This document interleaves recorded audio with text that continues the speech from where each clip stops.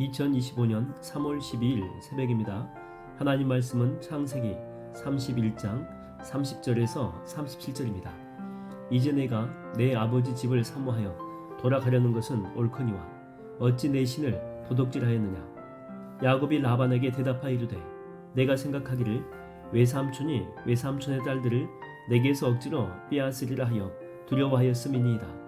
외삼촌의 신을 누구에게서 찾든지 그는 살지 못할 것이요 우리 형제들 앞에서 무엇이든지 외삼촌의 것이 발견되거든 외삼촌에게로 가져가소서 하니 야곱은 라헬이 그것을 도둑질한 것을 알지 못함이었더라. 라반이 야곱의 장막에 들어가고 레아의 장막에 들어가고 두 여종의 장막에 들어갔으나 찾지 못하고 레아의 장막에서 나와 라헬의 장막에 들어가매 라헬이 그 두라빔을 가져 낙타 안장 아래에 놓고 그 위에 앉은지라. 라반이 그 장막에서 찾다가 찾아내지 못하매 라헬이 그의 아버지에게 이르되 마침 생리가 있어 일어나서 영접할 수 없사오니 내 주는 노하지 마소서 하니라. 라반이 그 드라빔을 두루 찾다가 찾아내지 못한지라. 야곱이 노하여 라반을 책망할세. 야곱이 라반에게 대답하여 이르되 내 허물이 무엇이니이까? 무슨 죄가 있기에 외삼촌께서 내 뒤를 급히 추격하나이까? 외삼촌께서 내 물건을 다 뒤져보셨으니 외삼촌의 집안 물건 중에서 무엇을 찾아냈나이까? 여기 내 형제와 외삼촌의 형제 앞에 그것을 두고 우리 둘 사이에 판단하게 하소서. 하나님 말씀을 증거하겠습니다.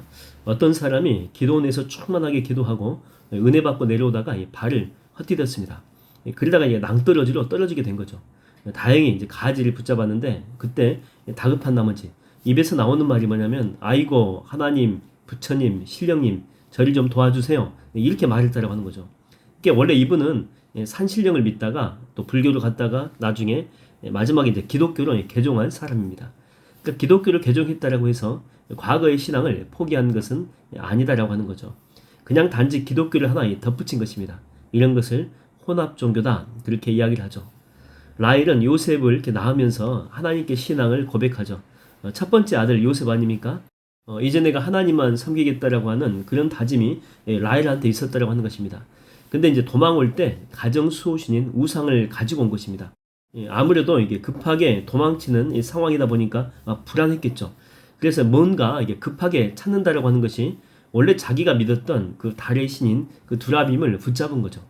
그러니까 실제로 이렇게 보이지 않는 하나님보다 보이는 두라빔이 훨씬 더 낫다라고 생각했을 수가 있습니다. 라헬은요 하나님을 믿는 신앙이 있는 것 같았는데 이렇게 이제 급한 일에 부딪히다 보니까 하나님도 물론 믿었을지 모르겠습니다. 그러나 우상도 믿었다라고 하는 거죠. 혼합 종교, 일명 양다리를 걸친 신앙이었다 이렇게 볼 수가 있습니다. 이런 식의 이렇게 모습은 엘리야 시대 때에 이스라엘 백성들한테 쉽게 찾아볼 수가 있습니다. 엘리야가 이 갈멜산에서 뭐라고 합니까?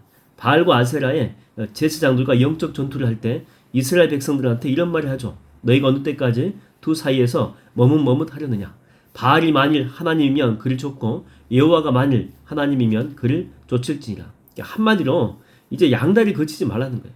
하나님을 진짜 믿으려고 한다면 우상 숭배하지 말고 전적으로 하나님만 오직 하나님만 믿으라고 하는 그런 선포입니다. 오늘날 기독교 국가인 그 미국의 문제가 뭐냐면 다 하나님 믿는데 전부다. 그래서 이렇게 결혼식도 이렇게 보면 요즘에 우리나라는 뭐 교회 다녀도 뭐 주례사 없이 막 하지 않습니까? 근데 미국은요 꼭 그렇잖아요. 주례 선생 꼭 모셔가지고 합니다. 누구냐면 목사를 꼭 모셔놓고 예배를 한다라고 하죠. 뭔가를 또 이렇게 선서를 할 때도 보세요. 선서할 때도 보면 꼭 성경책에 손을 또 이렇게 놓고 선서를 합니다. 그래서 이렇게 하나님을 잘 믿는 것 같아요. 겉으로는. 근데 실질적으로는 그렇지 않습니다. 그들은 귀신도 믿고요. UFO도 믿습니다. UFO. 그리고 외계인도 믿는다라고 하는 거죠. 이게 겉으로는 다 믿는 것처럼 보여요. 하나님을 온전히. 그러나 이 본질적으로 이렇게 보게 되면 제대로 믿지 않는다라고 하는 것입니다. 주님께서 자기 고향에서 처음 기적을 행할 때 사람들이 이렇게 믿었어요. 근데 예수님이 고향 동년배 아닙니까? 그리고 친척이고 놀이 친구거든요. 그래서 갑자기 긴가민가하는 그런 마음이 든 거죠. 그러니까 그들의 이렇게 믿음이 이제 왔다리 갔다리 하게 된 것입니다.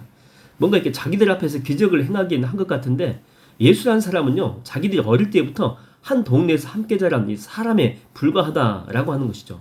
그러니까 사람이 이런 일을 뭐 행할 수가 없다라고 하는 이런 의심이 들기 시작한 것입니다. 주님은 그 후에 기적을 행하지 않으십니다. 왜냐하면 온전한 믿음이 그들 가운데 없었기 때문이죠. 우리가 이렇게 믿어도 우리 삶의 기적과 은혜가 별로 없는 이유는 우리가 온전히 믿지 않기 때문에 그렇습니다. 이 믿음에 이렇게 불순물이 많이 끼어 있기 때문에 그런 거예요. 주님은 오늘 우리들한테 묻습니다. 네가 진짜 나를 믿느냐는 거죠. 진짜 의심 없이 믿느냐라고 하는 거예요. 신실한 믿음을 이렇게 요구하신다라고 하는 것입니다. 여러분 오늘 본문에서 재미있는 것은 라헬의 아버지가 쫓아와가지고 야곱의 장막 전체를 이렇게 다 뒤져가지고 두라빔을 찾습니다. 그래서 라헬이 이제 그걸 숨기는데 어디에다 숨깁니까?